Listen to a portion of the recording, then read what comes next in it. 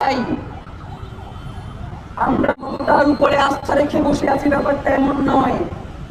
কিন্তু মমতা যেই কথা বলেছে, যেই কারণকে কথা বলেছে, যেই বিবরণ দিয়েছে, তাতে অবশ্যই আপনার এটা আমলে নিয়ে ব্যাপার তদন্ত করা উচিত।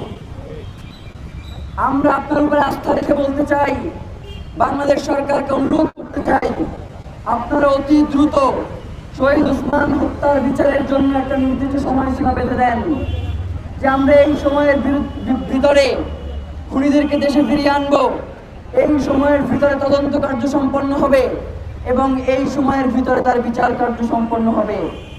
এর বাইরে আমাদের কোনো আর নতুন কোনো দাবি নাই। আজকে আমরা ইনকিলাব মঞ্চের পক্ষ থেকে যেই বিক্ষোভ সমাবেশ ডেকেছিলাম, সেখান থেকে শুধুমাত্র আগামী 7 দিন পরে এই একটা বার্তাই আপনাদের মাধ্যমে সরকারকে পৌঁছে দিতে চাই।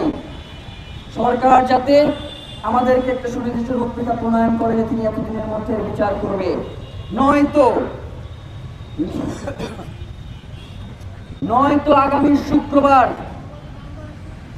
এই শুক্রবার থেকে আগামী শুক্রবারের মধ্যে সরকার যদি সুনির্দিষ্ট কোনো তথ্য বা সুনির্দিষ্ট সময়সীমা প্রণয়ন করতে না পারে, বাংলাদেশের জনগণকে সাথে নিয়ে আমরা এই শাহবাগে অবস্থান কর্মসূচি দিতে বাধ্য হব। এই